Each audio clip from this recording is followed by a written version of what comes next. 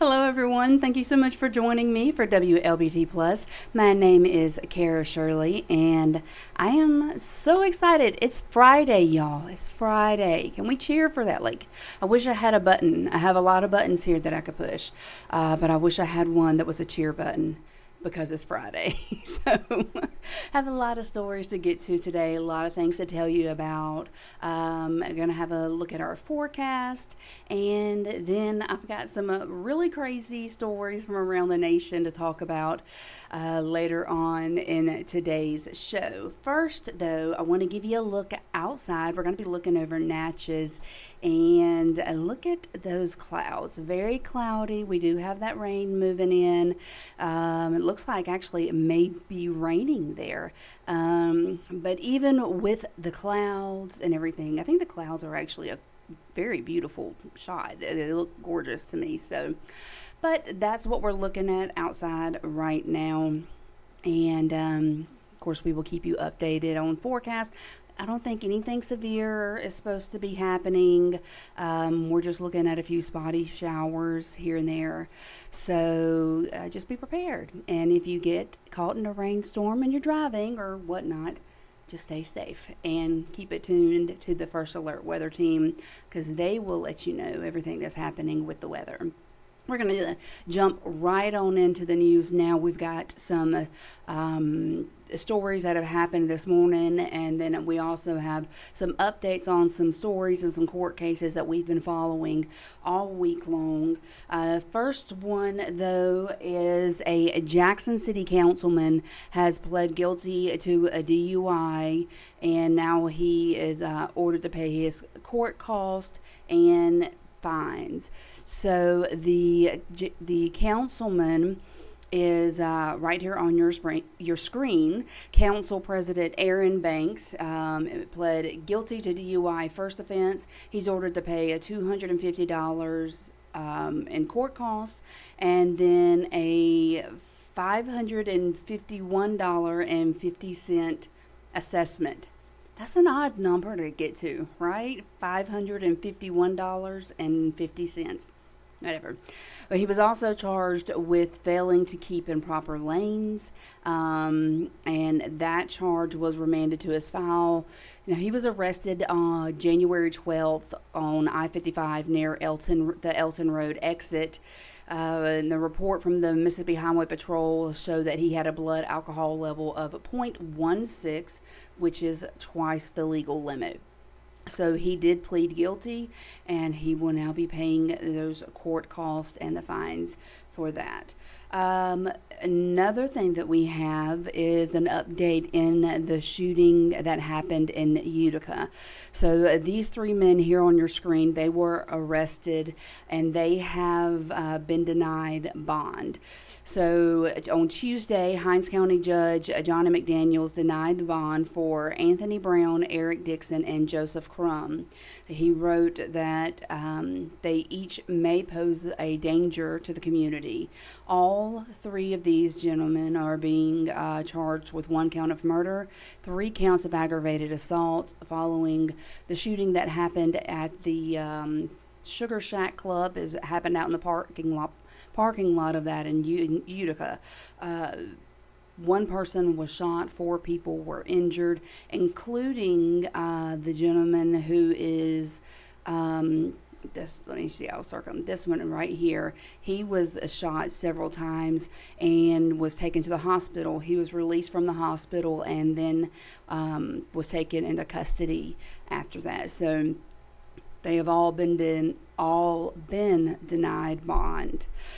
Now we're going to come to a story that happened late last night. 2 people were found dead, and a third person is now in the hospital after a overdose on a unnamed substance. This happened over in Morton, and the Scott County Sheriff Mike Lee says it happened Thursday night at a home on Taylor Drive. The deputy Scott County deputies and Morton police officers were both on the scene, as well as the coroner for Scott County. The survivor is listed now in critical condition, and the two victims that passed away have been identified as 47-year-old Barry Perkins and 35-year-old Antoinette Lee. This is a ongoing investigation, so we will, of course, keep you updated on all of the information as it comes into us. The body that was found in the Pearl River, we've told you about that. We were there the night that it was discovered, and we were there on the scene when they were able to pull the body from the river. But he has now been identified, and his name is J. Lee Barber. You see him here on the screen. He was 42 years old, and he was reported missing on April the 5th. Again, officers responded to the call on Tuesday night from a fisherman saying he saw the body floating near I-20 and Highway 80. So he has been identified. He was missing since April the 5th. Well, yesterday, Capitol Police got a call about a bank robbery that was happening here in Jackson. Happened around 3 o'clock yesterday afternoon. And Jackson Police and Flowood PD assisted the Capitol Police in the initial search for the suspect. This was at the Trustmark Bank on South State Street. Officers were able to locate a Chevrolet Impala. Am I saying that right? It feels like I'm not saying it right. But they located the Chevrolet Impala driven by the suspect. It was on River Ridge Road, and there was some money found inside the car. Again, like with the other cases, this is an ongoing investigation, and they are asking that you please contact Capitol Police or Crime Stoppers if you do have any information on this. Now, a homeless man is recovering after being hit by a train on Thursday. It happened around 9 o'clock on Meadowbrook Road near West Street. Jackson Police said the man fell asleep with his foot on the tracks when a passing train ran over his heel, cutting off a portion of his foot. Most of the time I see them up there, I tell them, I say, man, it's going to be dangerous all up here because these trains are not going to stop. Now they can block off all under the bridges. Now that leaves them no place to go but the track. I'd rather see them put the gate up there around the track where it's dangerous at. Don't block it off where people don't have nowhere else to go. The man's name and the condition has not been released, but we will keep you updated on that. I'm just thinking, he fell asleep with his foot on the tracks, and he didn't hear the train come. He must have been very, very much asleep in that when that happened. Now, a Jackson man is claiming that he got hit or was hit by a Capitol Police vehicle, reportedly during a chase. So Obarkus Taylor is his name, and he says that it happened at the intersection of President and Silas Brown Streets on March the 24th. According to Taylor, the Capitol Police was reportedly chasing a car when the officer crashed into him. He said he suffered neck and back injuries and also claims that the officer never called for an ambulance or took a report. Now, he says that he's upset that he had to get an accident report from the Hinds County Sheriff's Office, but has heard nothing from Capitol Police about the crash. It was basically me on the island until my friend showed up because, like I said, no one checked on me at that time. Like I said, the officer stayed in his vehicle. Even when the other officers came up, they kind of walked around to discuss among each other. It was basically Now, Hinds County Sheriff's Office is handling the case. The Capitol Police have not yet responded to our request for information about the incident. And again, if you go to WLBT.com, you'll be able to find information on all of these stories. And if you download our app, you'll get notifications when we get updates or breaking news. So just wanted to put that little plug in there for you so you know that there's a place where you can go to find information on these stories. Now, over in Mendenhall, there was an officer-involved shooting that happened, and NBI is currently investigating the shooting. So, I'm sorry, let me get that full for you. There we go. It happened around 2 o'clock Thursday morning. A Mendenhall police officer was booking an individual on domestic violence charges at the police station when an altercation happened between them.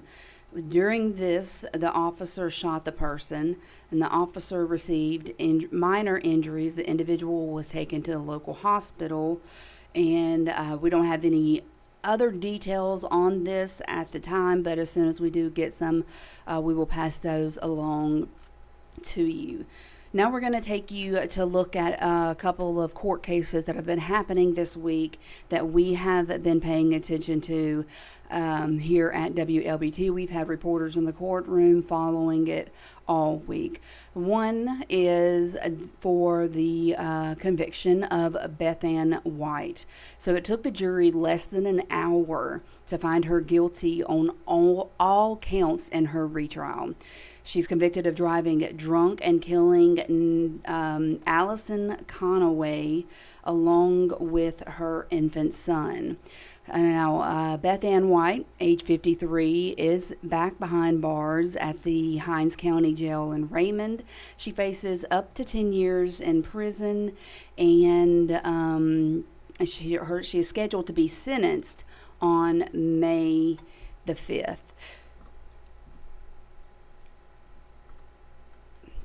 Allison Conaway's family says that they are relieved to know that she's being held accountable for her actions. But, of course, that doesn't alleviate the sadness that still comes from this incident, because it's not going to bring the mother or the baby back that was killed in this accident, and it's not going to erase what happened. Conway's two daughters, Chloe and Chelsea, did survive the crash, and they continue to deal with injuries that came from the crash. And Conway's family says there's still a long way to go in this healing process. It was so many emotions, thinking about my grandkids, that they'll never see their mother again, and justice was served for my daughter and grandson. Tears of joy for Allison and Alex, and for Chloe, and for Chelsea. Nobody thinks that this was not a horrific accident. It's whether or not the state can actually prove it. Sometimes the state can prove it with a jury, but they can't prove it on the material elements. Now, White's attorney, Kevin Camp, says that he does disagree with the verdict. He believes the state never proved that White was intoxicated during the time of the crash, and he says he is now going to be appealing this to the Mississippi Supreme Court. He has 30 days from the 30 days from the sentencing date to file that appeal. Now we look to the Doll Mabel case. We have some new developments in the case. The man was from Belhaven. He was missing, and then it was later found in the Pearl River. So for weeks there has been a battle going on between his wife and his brother over who is entitled to his remains. Now the ruling was handed down. Accommodations were made for both parties. Hinds County Chancery Court Judge Dwayne Thomas handed down the rulings. One says that Mabel's wife will replace Dow's brother as the plaintiff in the matter. The second ruling said that the independent autopsy of Dow will go forward at the expense and direction of his brother, Bull Mabel, which is a win for him. Now, the ruling comes after the brother filed a temporary restraining order to prevent his brother's remains from being released until an independent autopsy could be performed. I disagree with it, and this is the reason why I have been calling on the Justice Department and the FBI to take over the case. There's some relief right now because I can grieve more properly. I can go to some spots that are dowsing my spots around town. Now, Mabel's attorney, Lisa Ross, says that they will not rest until they learn what really caused Mabel's death. Meanwhile, his body is going to be remain in the custody of the Mississippi Department of Public Safety until the investigation in his death is complete, and both parties will be notified once that investigation wraps up. And of course, we here at WLBT are going to keep you updated on that story and let you know what is happening with it. Well, a sex or human trafficking ring was busted in Neshoba County on yesterday. So several law enforcement agencies had a combined effort to break up a human trafficking operation at the Golden Moon Hotel and Casino in Neshoba County. The Mississippi Band of Choctaw Indians says that in mid-April, that the operation happened in mid-April, which is April 12th and 13th. 3 people were arrested, and others who were victims of human trafficking were saved, which is awesome. The tribe also says illegal drugs and guns were seized during the operation. So very glad that, there's not only the criminals who were caught in this, but that there were individuals who were victims of this that were able to be saved from this. That makes me very happy and very awesome to hear that. So some really amazing things are happening today. Jackson's own Medgar Evers is going to receive the Presidential Medal of Freedom. Of course, we know Evers played many roles played a role in many of the civil rights group here in the South. He was killed in 1963 outside of his Jackson home. And the Presidential Medal of Freedom is awarded to individuals who have made significant contributions in public or private endeavors. And I think that we all can agree that Medgar Evers made significant contributions in the works of working towards civil rights, especially here in Mississippi. So I just think it's amazing that he's receiving that Medal of Honor. And coming back closer to home, well, I say closer to home. How much closer can we be from home from Jackson? But we did receive information yesterday that Levi Strauss is shutting down its plant in Gluckstadt. And some city leaders and residents are now concerned that its closure will be a big economic blow for Madison County, which I can definitely understand that. The facility began operations in July of 1981. That's crazy. In 1981, I didn't realize that there was a Levi's factory here in Meridian, Mississippi, not Meridian, in Mississippi. But the company says they came to the conclusion that due to accelerating operational costs and infrastructure needs, they have to wind down operations at what they call their Canton Distribution Center. What's sad here is that almost 500 people work at this plant. So, let's see. The company did say in a statement to us, as we finalize plans and timelines, we promise to do all that we can to do right by our employees and the community.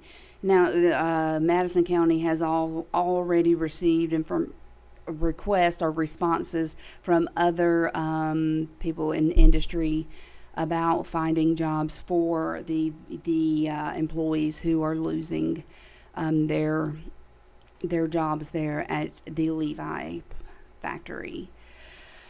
And we've been talking all week about Medicaid, right? There is the expansion going to happen? Is the expansion not going to happen?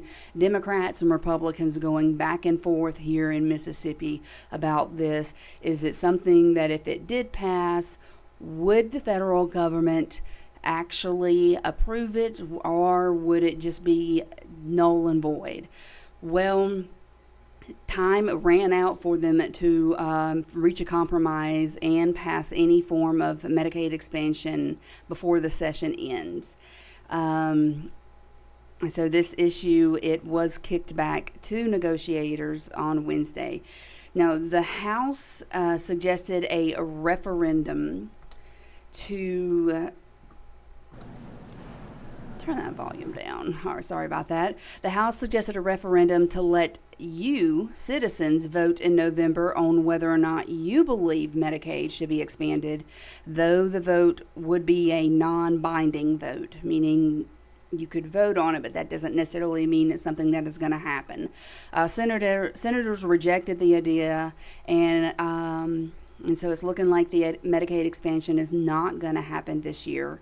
And leaders in both of the chambers say they're very disappointed in this. We went from a place where conversations weren't allowed to actually bills being debated, voted on, and actually passed. And so I consider that a positive first step. I think we missed an opportunity to pass the first conference report that was filed and at least make a mark that we're willing to cover these individuals on some level, in some way. For whatever reason, instead of just taking what we had on the table, which we could have passed with a supermajority, we let that go. I'm disappointed in that. I'll just tell you. We had a chance to help working people, and it got hazy and cloudy by a lot of other things that happened in between. So I'm not pleased with that. Ryan Sage. Now, the group Working Together in Mississippi gathered a few faith leaders for an 11th hour effort to encourage lawmakers to do what they say is morally right. A handful of other concerned citizens also made similar pleas to legislators at the Capitol on Thursday, but unfortunately, it is a moot point at this year. So maybe it will be looked at again next year. Maybe we can the politicians at the Capitol can come to an agreement, and we get something to help people who need that health care, who need that extra help next year. Unfortunately, it didn't happen this year. So I'm going to take a quick commercial break. When we come back, we're going to take a look at the forecast. What are we looking at for the weekend, and what are we looking at for next week? Plus, I've got a couple of national stories to tell you about. That one of them is really crazy, okay, and it has to do with snakes. And it kind of freaks me out. And we're going to tell you about some of the fun things that WLBT is doing that you'll be able to get more information on our website, WLBT.com. But I'll be back in just a minute. WLBT Morning News gets you ready for what's happening outside your door. Taking a look at our first alert radar this morning. WLBT Morning News is where you'll find Mississippi's most accurate forecast and how to prepare for news that will impact your day. Breaking news overnight. And it's happening right now in Jackson. On your side with WLBT First Alert weather and anything you need to know for a day with no surprises. Start your day with WLBT Morning News. Weekday mornings from 4:30 to 7 and streaming on the WLBT News app. I'm in pain. Real people. It should be terrifying to all of us. Well, it's dangerous. Real problems. I mean, that's unacceptable. How can we work to change things? Real life solutions. Investigate TV Plus. Watch weekdays at 2:30 on WLBT. WLBT Morning News gets you ready for sudden weather changes. Taking a look at our first alert radar this morning. It's where you'll find Mississippi's most accurate forecast and the only station giving you a 10-day weather prediction, not just 7. Going to zoom into the Jackson Metro so you know what to expect as you head out the door this morning. WLBT First Alert Weather is Mississippi's most accurate forecast from Mississippi's most trusted station. Start your day with WLBT Morning News. Weekday mornings from 4:30 to 7 and streaming on the WLBT News app. WLBT First Alert Weather gets you ready for everything. Every sudden weather change, every tornado threat, every day of the year. Alerting you at the first sign of changes in the weather with Mississippi's most accurate forecast. Sunshine and chilly mornings, you'll know first. Need an umbrella? You'll be the first to know. Strong storms, you'll know first. Weekend plans? You'll know first. Because when we know is when you'll know. Be ready for everything with Mississippi's most accurate forecast from the WLBT First Alert Weather Team. WLB. And I am back. Welcome back to WLBT Plus. My name is Kara Shirley, and I'm your digital desk host. I'm very happy to be here, and got some crazy stories for you that I'm gonna put off for just a minute, okay? Because one is super crazy. I saw it and I was like, what? Are you kidding me? But first, let's take a look at our forecast. What are we looking at outside? And right now, our current temperatures outside, we're sitting in the mid 70s to upper 60s. So it's a much cooler day than it was yesterday around the same time. As a matter of fact, the highest temperature is 71. That's in a few areas, but this is what we're looking at so far right now. Now for the next 12 hours, our forecast will have some rain in it. We will hit it to about a 60% chance of rain around 2, and that's going to last through the evening. So that means that we have a higher chance of rain when it is time for you guys to be driving home. So you want to make sure that when you hit the road, headed home from work, or if you're going out and about on the town this weekend, make sure that you are safe on the road, or I say this weekend, going out and about tonight.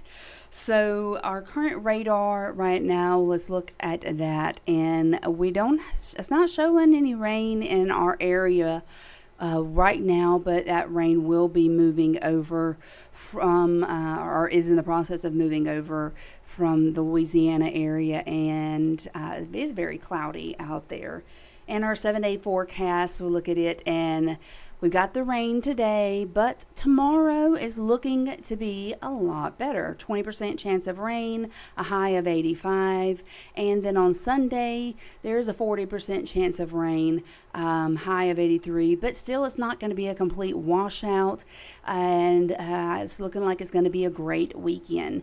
Even as we go into next week, we do have some chances of rain.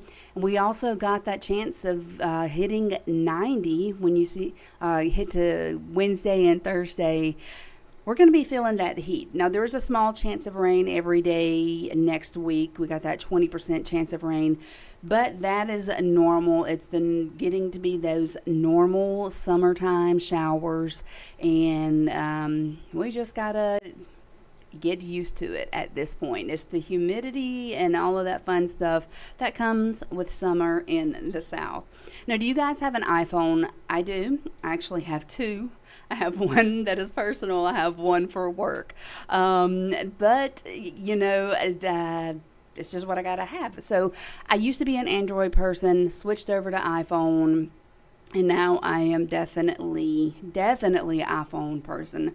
But iPhone has been having an issue, or at least some people who own iPhones are having issues. I'm not one of those people, unfortunately. But the problem is that they're saying that the alarm on their phone is not working. Several people, myself included, use their phones as their alarm clock to wake up. My alarm clock is definitely working, and so is my snooze button. Thank God for that. But social media has kind of blown up with iPhone users talking about how they're not hearing the alarm. They overslept because of it.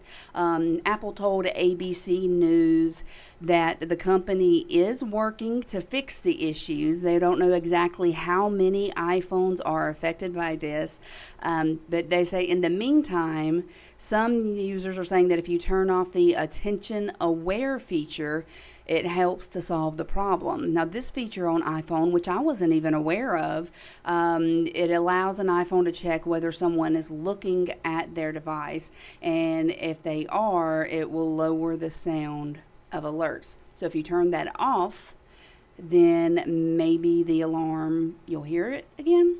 So if you're one of the ones having a problem with that, that's one of the things you can do to help make it stop, which is kind of sad that you're like, no, I want my alarm clock. I just want to sleep. That's all I want to do. No, Apple says on its website that the do not disturb setting and putting the phone on silent does not affect the alarm sounds. I am a big believer in the do not disturb settings. As a matter of fact, my phone goes to do not disturb every night at 8 o'clock, which is, I know that sounds early. It reminds me at 7 o'clock that it's almost time to go to bed. It's silly, I know, but that's what I have my iPhone for, to remind me to go to bed and tell me to get up. So anyway, if you have an iPhone and you're having issues like that, try turning off the attention aware feature and see if that is something that will help you. Now, here's the crazy story that I told you guys that I had for you. TSA agents discovered snakes tucked away inside of passengers' pants. Snakes in his pants. Now, agents with TSA said they made the discovery. They shared some photos on X showing 2 pink snakes, and here they are on your screen right now, that were tucked away inside of a bag that was found on a passenger before they were able to board a plane. Authorities at the Miami International Airport and officers with the Miami-Dade Police Department did seize the snakes and turned them over to the Florida Fish and Wildlife Conservation Commission. They're still not sure on what kind of snakes that the passenger was carrying. He had snakes in his pants. What? No, don't do that. Oh my gosh, no. See, I get like the jitters or whatever when I think about that, because it doesn't sound like something that would have a good outcome, you know? So, but the snakes are now turned over to the Florida Wildlife Conservation, and maybe we'll get to find out what kind of snakes they are. I mean, honestly, they are kind of pretty. They are kind of pretty, although I've never seen a pink snake before. So I guess if I had to deal with snakes, at least they're pink ones. I like the color pink. So, but yeah, I just thought that was a crazy story. It's like, why? Why would you even do that? That doesn't make any sense. Today we have a few national days on this day, May the 3rd. Now, of course, we know tomorrow, May the 4th, be with you. Get it? Haha. May the 4th. Anyway, today, May the 3rd, is National Montana Day. I didn't know Montana had its own day, but it is today. So happy National Montana Day to the Montanians. Is that what you would say? The people who live in Montana. How about that? It's also National Textiles Day, which is like fabric pattern or the feel of different patterns. National Raspberry Popover Day. National Chocolate Custard Day, National Paranormal Day, and National 2 Different Colored Shoes Day. Yeah. So I don't know why we need to have a national day for everything. I know, of course, April the 12th is National Cara Day, but that's just because that's my birthday. So that's not a big deal. But yeah, a National 2 Different Color Shoes Day. So if you want to wear 2 different shoes to work, May the 3rd is the day to do it going forward. Just remember that. Now, here's some fun stuff that we have got going on here at WLBT, and I'm pretty excited about it. That's just me though. But we need your help in finding out who has the best margaritas in Central and Southwest Mississippi. If you go to our website, WLBT.com/margarita, you can nominate your favorite restaurant or bar before May the 5th, which is Sunday, okay? And then you'll start voting round after round. There's going to be 3 weeks of rounds to narrow it down to the top 8 nominees, which will compete in a friendly competition here at LBT at Studio 3, which is really, this is all about just supporting local businesses. So go on there, nominate your favorite place to get a margarita from, and then make sure you vote for them. The winner is going to be announced here on Studio 3 on May 28th, and I believe on May 24th in Studio 3 we're going to have have the top 8 nominees come in and have the taste test done. I wish I was on Studio 3. No, but make sure you go to our website and you do vote for your favorite margarita maker here.